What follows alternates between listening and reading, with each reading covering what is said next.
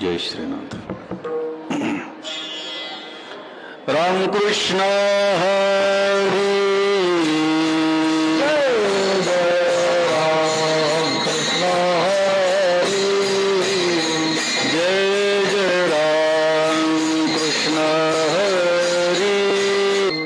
शांतीब्रह्म श्रीमंत श्री एकनाथ महाराजांचा एका अद्भुत आणि विलक्षण अशा प्रसंगाचं वर्णन करणारा अभंग आज सेवेकरता निवडलेला आहे. या अभंगामध्ये आपल्याला नाथ महाराजांनी त्यांचं जे स्वप्न आहे त्या स्वप्नाच्या बाबतीमध्ये सांगितलेलं आहे, त्याचं वर्णन केलेलं आहे. आणि म्हणून गेल्या अनेक वर्षांपासून हा कार्यक्रम ज्ञानोबारायांच्या समाधी मंदिरामध्ये या ठिकाणी साजरा होतो आहे. आणि माऊलींवरती, नाथ महाराजांवरती श्रद्धा असणारी सर्व मंडळी या ठिकाणी उपस्थित आहेत. आपण ज्यांची चाल ऐकली ते पार्श्वगायक श्री ज्ञानेश्वर माऊली मेश्राम, आमचे मुसंडे गुरुजी असतील, आभाड गुरुजी असतील, ही सर्व टाळकरी मंडळी असेल, मृदंगाचार्य असतील, आमच्या पैठणची काही मंडळी असतील, आमचे मित्र सुजय मोदाणी असतील, शिष्याचं आभाड असेल, प्रशांत आव्हाड असेल, आमचा मित्र असेल ते राज तेळदाळकर असेल, माझा मेहुणा व्यंकटेश कुलकर्णी, आमचे एकनाथ महाराजांच्या शिष्य परंपरेतले जी नरहरी महाराजांची शाखा परंपरा चालवतात ते आमचे प्रसाद महाराज देव. विठ्ठल विठ्ठल विठ्ठल विठ्ठल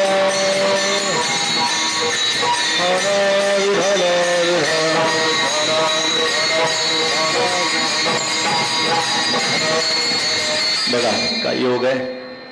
ज्ञानोबारायांच्या समाधी मंदिराच्या समोर एकनाथ महाराजांच्या वंशजांचं कीर्तन चालू आहे आणि श्रोता म्हणून तुकोबारायांचे वंशज या ठिकाणी हरिभक्तीपरायण प्रशांत महाराज देहूकर उपस्थित आहेत. आमचे बोत्रे साहेब आहेत, मोठं कार्य या परिसरामध्ये आहे. मोहन बापू कलाटे असतील, काळूरामजी भालेकर असतील, सुनीलजी रासकर असतील, शिष्य परिवार असेल, आमचं पद्मनाभ गुरव असेल, आमचा परिवार असेल, सर्व आमचे गणेश महाराज भेगडे, सर्व मंडळी जी आहे या परिसरातली, आणि शिरसाट काका, सगळ्यांचे नाव घेणं सगळ्यांचं शक्य नाही, परंतु आपण सर्वजण या ठिकाणी बहुसंख्येनं उपस्थित आहात. आणि हा या कार्यक्रमाचा एक भाग म्हणून हे कीर्तन प्रतिवर्षी या ठिकाणी होतात. आपण प्रतिवर्षी एकनाथी भागवताचे एक पारायण या ठिकाणी करतो. 3 दिवसांचा कार्यक्रम असतो. दरवर्षी 6 असे अध्याय घेऊन या ठिकाणी पारायण या ठिकाणी संपन्न होतं. या कार्यक्रमामध्ये आमचे भारत भुजबळ असतील, त्यांनी सजावट केली. सगळे खूप जणांचं सहकार्याचं याला कायमच लाभलेलं आहे. त्यामुळे आपण ज्ञानोबारायांच्या समाधी मंदिरामध्ये आपल्याला कीर्तन करायला मिळत आहे, याच्यापेक्षा दुसरं काही भाग्य नाही, लक्षात घ्या. भाग्य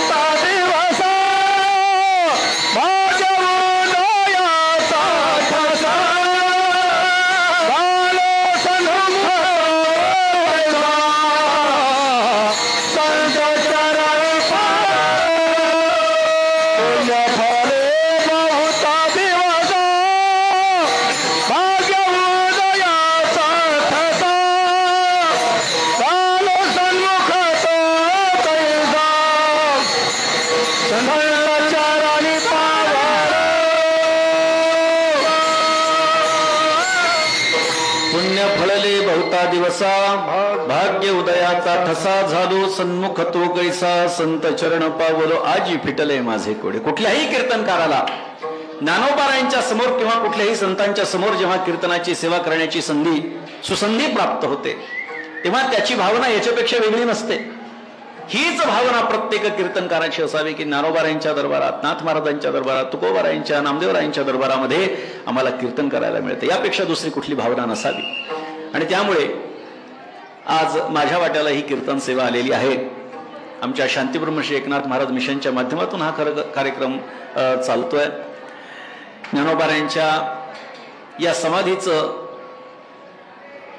जे एक मोठं कार्य एकनाथ महाराजांच्याकडनं घडलेलं आहे ते औचित्य खरं तर या कार्यक्रमाचं आहे. इसवी सन 1583 साली एक अलौकिक घटना घडली आणि त्याचा परिपाक म्हणजे आपल्याला ज्ञानोबारायांची समाधी दर्शनासाठी उपलब्ध आहे.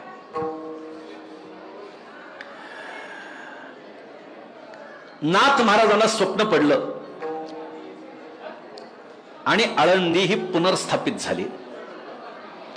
नाथ महाराजांना स्वप्न पडलं आणि ज्ञानेश्वरी ही प्रतिशुद्ध झाली. नाथ महाराजांना स्वप्न पडलं आणि ज्ञानोबारायांचा कार्तिकीचा समाधीचा सोहळा सुरू झाला. आपण जर बघितलं तर स्वप्नाला मिथ्या समजल्या गेलेला आहे. स्वप्न ही मिथ्या समजल्या गेलेला आहे. परंतु आमच्या परंपरेमध्ये जेव्हा जेव्हा कोणाला स्वप्न पडलं तेव्हा तेव्हा इतिहास घडलेला आहे. जेव्हाही कोणाला आपण बघा, पुराणामध्ये पहा, इतिहासामध्ये पहा, आधुनिक गोष्ट बघा, या कालखंडामध्ये बघा, स्वप्न पडलं. स्वप्न मिथ्या आहे. स्वप्न म्हणजे आहे काय? स्वप्न आहे काय? जिथे ज्ञानेंद्रिय आणि कर्मेंद्रिय सुप्त अवस्थेमध्ये जातात,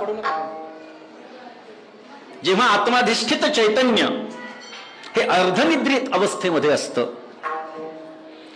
जिथे भोग्य आणि भोक्ता एकच असतो, या तीन गोष्टी जेव्हा घडतात तेव्हा स्वप्न पडत असतं. स्वप्न म्हणजे काय? आता या स्वप्नाच्या बाबतीमध्ये काही गोष्टी सांगितल्या गेलेल्या आहेत. कोणते स्वप्न सत्य मानायचे, कोणते स्वप्न असत्य मानायचे, याचंही काही चिंतन शास्त्रामध्ये आलेलं आहे. अगदी ब्रह्मपुराणादिकांमध्ये सुद्धा अनेक गोष्टी या संबंधानं सांगितलेल्या आहेत. अगदी व्यावहारिक पातळीवरती जर आपण बघितलं तर कोणतं स्वप्न पडलं याच्यावरती ते चांगलं किंवा वाईट, ते घडणार आहे की घडणार नाही याचं चिंतन होत असतं. काही अशी स्वप्न असतात की ती पडल्यानंतर त्याचा परिणाम हा पहिल्या 3 प्रहरात आपल्याला प्राप्त होऊ शकतो. जर पहिल्या 3 प्रहरामध्ये तो आपल्याला प्राप्त झाला नाही, स्वप्न पडल्यापासून पहिल्या 3 प्रहरामध्ये जर आपल्याला प्राप्त झाला नाही तर ते स्वप्न विसरून जायचं. त्याचा परिणाम आपल्या जीवनावरती काही होणार नाही. अनेक स्वप्न आहेत. लोक म्हणतात महाराज आमच्या स्वप्नामध्ये साप आला, नाग आला. वाईट नाहीये, प्रत्येकाला शास्त्रीय आधार आहे. साप मग हिरवा असेल, पांढरा असेल, काळा असेल, तो साप नाग जर का आपल्याला स्वप्नामध्ये दिसला तर असं समजावं की आपली प्रगती होणार आहे. साप उडताना दिसला तर समजावं आपली लांबची यात्रा, म्हणजे फार लांबची नाही बरं का, तीर्थयात्रा मोठ्या प्रमाणामध्ये होणार आहे असं समजायला हरकत नाही. खूप गोष्टी आहेत. कोणतं स्वप्न पडल्यानंतर त्याचा काय परिणाम आहे याचं चिंतन शास्त्रामध्ये आलेलं आहे. खूप गोष्टींचा विचार त्या संबंधानं करता येईल. सूर्य दिसला की समजायचं एखाद्या महात्म्याचं दर्शन होणार आहे. खूप स्वप्न अशी आहेत, त्या स्वप्नांचा अर्थ शास्त्रकारांनी आपल्याला सांगून ठेवलेला आहे. त्यामुळे सगळ्या स्वप्नांचा अर्थ आपल्याला बघायची गरज नाही, कारण स्वप्न हेच मिथ्या आहे. खरं तर जे जीवन आपण जगत असतो ते जीवनच खरं मिथ्या आहे. ब्रह्म सत्यम जगन मिथ्या जीव ब्रह्मही वनापरहा. ब्रह्म सत्य आहे, जगत मिथ्या आहे. आणि या मिथ्या जगामध्ये जे आपण आहोत त्या आपल्याला, म्हणजे मिथ्या असलेल्या आपल्याला स्वप्न पडतं तर ते किती मिथ्या असेल. या मिथ्या जगतामध्ये जे स्वप्न पडतं ते जर मिथ्या असेल तर ते किती मिथ्या असेल याचं चिंतन करा. पुराणामध्ये काही प्रसंग घडलेले आहेत. बाणासुराची कन्या उषा तिचं नाव, आणि त्या उषेला भगवान श्रीकृष्णाचा नातू असणाऱ्या अनिरुद्धाचं दर्शन झालं आणि तिला स्वप्न असं पडलं की त्याचं आणि आपलं लग्न झालेलं आहे. तो आपल्याकडे आला आणि आपलं लग्न झालेलं असं तिला स्वप्न पडलं. गडबडून जेव्हा जागी झाली तेव्हा तिची मैत्रीण त्या ठिकाणी होती, चित्रलेखा नावाची. मोठी तंत्रविद्या तिला ज्ञात होती, मोठी छान प्रकारची चित्रकार होती, कलाकार होती. ती अनेक तंत्रमंत्र जारण मारण ह्या सगळ्या गोष्टीमध्ये निष्णात असणारी ती. तिनं उषेला विचारलं, काय झालं तुला? तेव्हा उषेनं सांगितलं की एक राजकुमार माझ्या स्वप्नामध्ये आलेला आहे, अलौकिक सौंदर्य आहे. अशा पद्धतीचं सौंदर्य मी आजपर्यंत कुठे पाहिलेलं नाही. इतका सुंदर आणि देखणा तो राजकुमार होता. तिला चित्र काढता येत असल्यामुळे त्या चित्रलेखानं सांगितलं की तू जर का त्याचं वर्णन करून सांगितलंस तर मी त्याचं चित्र काढू शकते. मग आपण विचार करू किंवा चिंतन करू, कारण मला इतरत्र फिरण्यासाठी वाव असल्यामुळे मला माहिती असू शकतं की कोणता हा राजकुमार आहे. उषेनं वर्णन केलं, असं आहे तसं आहे. तर भगवान श्रीकृष्णाचं चित्र निघालं.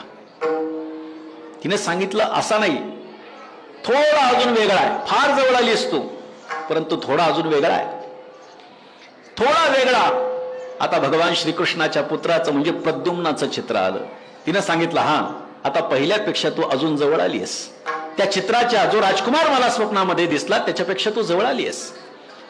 त्याच्यामध्ये काही बदल केल्यानंतर अनिरुद्धाचं चित्र सोडू नका आता. अनिरुद्धाचं चित्र तिनं चितारलं आणि उषेनं सांगितलं हाच तो राजकुमार आहे, हाच तो राजकुमार आहे की ज्यानं मला स्वप्नामध्ये भेट दिली होती. हाच मला स्वप्नामध्ये दिसलेला आहे. चित्रलेखेनं सांगितलं तू ज्या राजकुमाराबद्दल बोलतीये तो राजकुमार दुसरा तिसरा कोणी नाही आहे, प्रत्यक्ष अखिल कोटी ब्रह्मांड नायक भगवान श्रीकृष्णाचा नातू आहे. परंतु गंमत अशी होती की बाणासुर आणि कृष्णाचं वैर होतं. त्यांना प्रश्न असा पडला की काय करायचं, दोघांचं एवढं हाड वैर आहे आणि अशा परिस्थितीमध्ये बाणासुराच्या कन्येला भगवान श्रीकृष्णाचा नातू आवडला, काय करायचं. पण तिनं सांगितलं मी घेऊन येते. चित्रलेखा उडत उडत त्याच्या घरापर्यंत गेली, राजमहालापर्यंत गेली आणि त्या अनिरुद्धाला पलंगासह उषेच्या घरी आणलं. अनेक दिवसपर्यंत तो तिच्याकडे होता. इथे कृष्णासह बलरामासह सगळी मंडळी अनिरुद्धाला शोधू लागली. कुठे गेला कुठे गेला, पहारेकरांना विचारलं परंतु कोणालाही कल्पना नाही, कारण हवेत उडून तिनं नेलेलं होतं. नंतर काही माध्यमातून असं कळालं की बाणासुरानं आपल्या नातवाचं हरण केलेलं आहे आणि मग भगवान श्रीकृष्णासह सगळी चतुरंग सेना ही बाणासुराकडे गेली. तिथे गेल्यानंतर दोघांचं युद्ध झालं. आता गंमत अशी आहे की बाणासुराला भगवान महादेवाचं अभय होतं. बाणासुराची जी नगरी आहे तिला संरक्षण देण्याचं काम हे भगवान महादेवाचं होतं. आता भगवान महादेवामध्ये आणि भगवान श्रीकृष्णामध्ये युद्ध सुरू झालं. ब्रह्मदेवानं त्यांच्यामध्ये मध्यस्थी केली आणि त्यांचं लग्न जुळून दिलं. बस, जास्त पुढे काय झालं याच्याशी आपल्याला देणं घेणं नाहीये. स्वप्न पडलं, झालं काय, महादेव आणि भगवान श्रीकृष्ण एकत्रित आले. झालं काय, अनिरुद्धाचा आणि उषेचा विवाह झाला. म्हणजे स्वप्न जे पडलेले आहेत त्या स्वप्नांना काहीतरी अर्थ असतो, परंतु ते कधी पडलेत याच्यावरती ते पूर्ण होणार आहेत की नाही हे ठरत असतं. स्वप्न काय पडलंय याचंही चिंतन होणं गरजेचं आहे. जनक राजाला एकदा स्वप्न पडलं. जनक राजाला स्वप्न पडलं. आता हे जनक जे आहेत ते काही सीतामातेचे वडील म्हणून एवढंच मर्यादित त्यांचं ओळख नाहीये. जनक हे विदेही आहेत. त्यांचं दुसरं नाव विदेही आहे. विदेह त्यांना म्हणतात. म्हणजे काय, देहीच विदेही भोगोदशा या अवस्थेप्रत ते पोचले. विषय तो त्यांचा झाला नारायण नावडे जन धन माता पिता. राज्याचा राजा आहे परंतु पद्मपत्र विमांभचा. कमळाचं पान ज्याप्रमाणे पाण्यामध्ये असून पाण्यापासून अलिप्त असतं त्याप्रमाणे जनक राजा हा संसारामध्ये असून एका राज्याचा राजा असून सुद्धा तो स्वतंत्र अस्तित्व ठेवून होता. पारमार्थिक ऐश्वर्य संपन्न तो होता.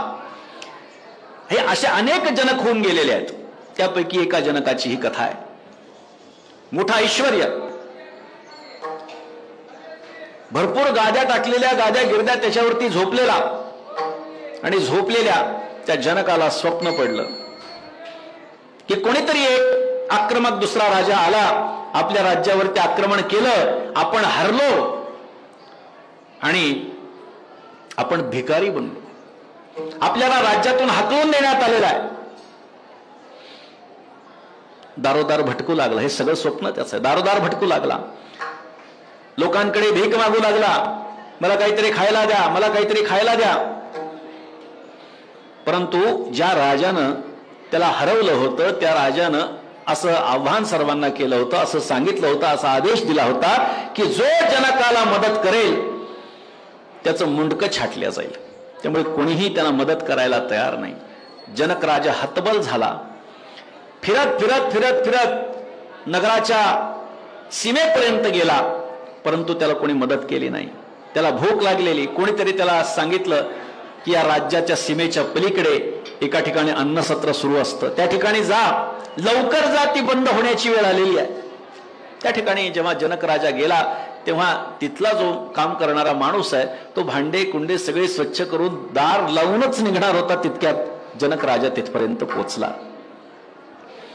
त्यांनी सांगितलं, मी 4-5 दिवसांपासून भुकेला आहे. हे सगळं स्वप्नात आहे बरं का त्याच्या. 4-5 दिवसांपासून मी भुकेला आहे, मला काहीतरी खायला द्या. त्यांनी सांगितलं, अहो तुम्ही थोडा वेळ आधी आला असतात ना तर तुम्हाला काहीतरी दिलं असतं, पण आत्ताच सगळं संपलं. त्यांनी सांगितलं, काही करा पण काहीतरी द्या.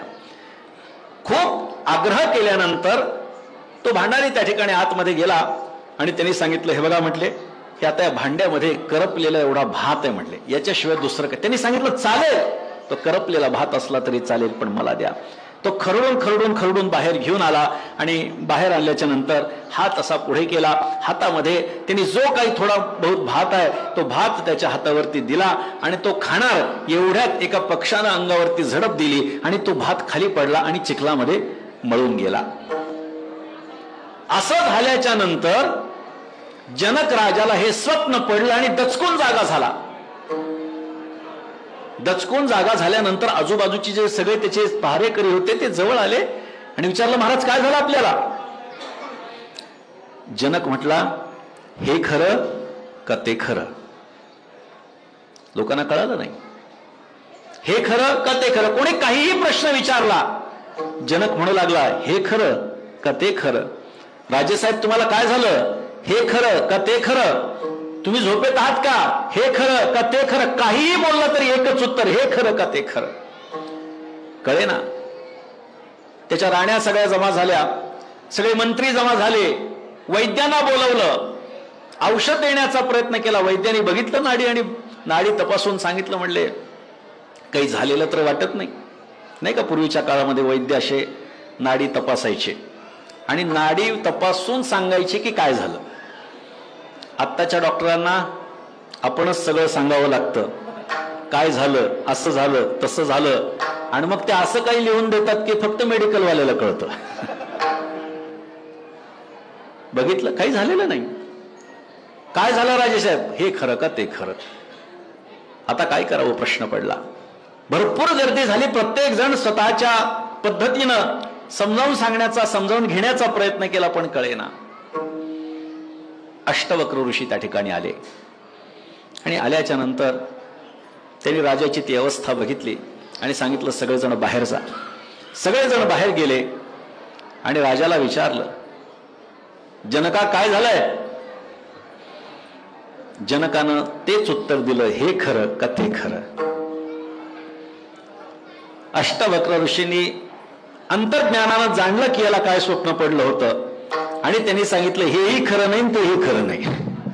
असं म्हटल्याच्या नंतर आता त्या प्रश्नाच्या तो बाहेर आला आणि विचारू लागला की मला मग ते जे स्वप्न पडलं होतं ते कशामुळे पडलं होतं आणि त्याच्यामध्ये माझी जी अवस्था झाली ती सत्य मानायची का मानायची नाही. अष्टवक्र ऋषींनी त्यांना जे ज्ञान दिलं ते ज्ञान मुळातून पाहणं गरजेचं आहे. हा देहच मुळामध्ये मिथ्या आहे, त्यामुळे या मिथ्या देहामध्ये पडलेलं स्वप्नही त्याहीपेक्षा मिथ्या आहे. अशा आशयाचं उत्तर अष्टावक्र ऋषींनी दिलं. म्हणजे अनेक असे प्रसंग हे पुराण इतिहासामध्ये चालत आलेले आहेत की ते स्वप्नानंतर काहीतरी घडलेलं आहे, काहीतरी ज्ञान प्राप्त झालेलं आहे, कुठला तरी योग जुळून आलेला आहे. पुढे जायची काही गरज नाही. तुकोबारायांच्या जीवनाचा प्रसंग बघा. सद्गुरूंची प्राप्ती होण्याच्यासाठी म्हणून दोन प्रकार आहेत. एक तर शिष्याने गुरुकडे जावं लागतं, नाहीतर गुरुनी शिष्याकडे यावं लागतं. आपला अधिकार नसेल तर आपल्याला गुरु शोधावा लागतो, आणि आपला अधिकार असेल तर गुरु आपल्याला शोधत येत असतो. तुकोबारायांच्या जीवनामध्ये हीच परिस्थिती आहे. गुरु शोधत शोधत तुकोबारायांना आले. सापडविले वाटे जाता गंगा स्नाना, मस्तकी तो जाना ठेविला कर. पूर्ण अभंग आपण बघा. या अभंगामध्ये तुकोबारायांनी सांगितलंय की स्वप्नामध्ये मला बाबाजी चैतन्य महाराजांनी अनुग्रहित केलेला आहे. मंत्र दिला राम कृष्ण हरी, माघ शुद्ध दशमी पाहुणी गुरुवार केला अंगीकार तुका म्हणे. म्हणजे जेव्हा जेव्हा स्वप्न पडलंय तेव्हा तेव्हा काहीतरी चांगलंच झालंय. वारकरी संप्रदायामध्ये तर चांगलंच झालंय. दुसरं स्वप्न पडलं हे नाथ महाराजांना तुकोबारायांच्या आधी. खर तर भगवान श्रीकृष्णाला, भगवान नारायणाला जेव्हा शेषशाहीवरती पहुडलेला होता त्यावेळी स्वप्न असं दिसलं की भगवान महादेव त्यांच्या भेटीसाठी आलेले आहेत. जागृत झाल्याच्या नंतर लक्ष्मी मातेने विचारलं, देवा काय झालं, तुम्ही अस्वस्थ दिसतात. त्यांनी सांगितलं, भगवान महादेव स्वप्नात दिसलेत, आता तिकडे जावं लागेल. जेव्हा भगवान नारायण त्या ठिकाणी महादेवाकडे गेले तेव्हा महादेवही महाविष्णूच्या भेटीसाठी येत होता. म्हणजे एकूण आपण जर बघितलं तर शास्त्र मर्यादा अशी सांगितल्या गेलेली आहे. शास्त्र मर्यादा अशी सांगितल्या गेलेली आहे की जेव्हा आपल्याला आपला सद्गुरू भेटेल, गुरु भेटेल किंवा गुरु भेटल्याचं स्वप्न पडेल तेव्हा त्या गुरुच्या दर्शनाला जाणं अपेक्षित आहे. सद्गुरूंची भेट स्वप्नामध्ये झाली, महापुरुषाची भेट, देवाची भेट स्वप्नामध्ये झाली तर आपण त्या ठिकाणी जाणं अपेक्षित आहे. पांडुरंगाचं दर्शन झालं स्वप्नामध्ये, पंढरपूरला गेलं पाहिजे. ज्ञानोबारायांचं दर्शन झालं, आपण आळंदीला आलं पाहिजे. पैठणला नाथ महाराजांचं दर्शन झाल्यानंतर पैठणला गेलं पाहिजे. सगळ्या संतांचं ज्यांचं ज्यांचं दर्शन आपल्याला स्वप्नात होईल त्यांच्या त्यांच्या दर्शनासाठी आपल्याला त्या त्या स्थानावरती जाणं गरजेचं आहे. म्हणून स्वप्न हे जरी मिथ्या असलं तरी आमच्या वारकरी संप्रदायासाठी ते फार उपकारक ठरलेलं आहे. वारकरी संप्रदायामध्ये हे दोन स्वप्न महत्वाचे आहेत. तुकोबारायांचं हे स्वप्न जेव्हा त्यांना गुरूंचा उपदेश प्राप्त झाला, आणि नाथ महाराजांचं हे स्वप्न ज्या स्वप्नाच्या अनुरोधानं नाथ महाराज आळंदीला आले. ज्ञानोबारायांनी नाथ महाराजांना झोपलेले असताना स्वप्नामध्ये त्यांच्याशी संवाद साधला, आणि त्याच स्वप्नाचा अनुवाद नाथ महाराज करतात अभंगाच्या पहिल्या. श्री ज्ञानदेव स्वप्न, श्री ज्ञानदेव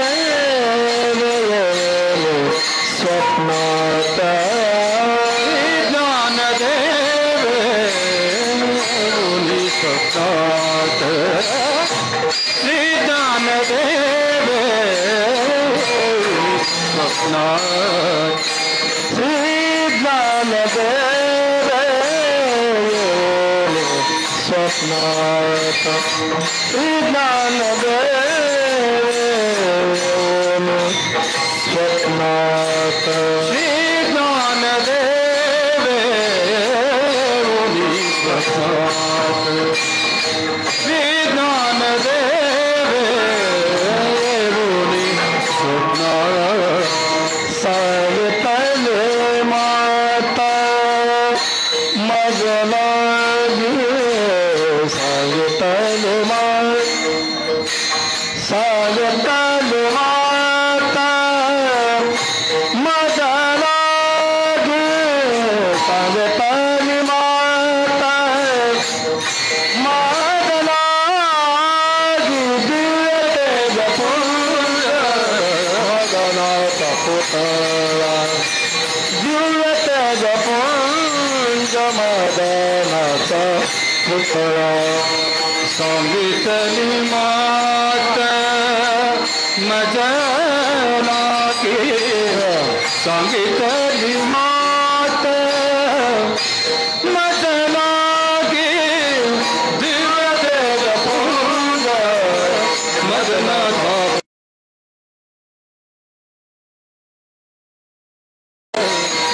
वचनाचा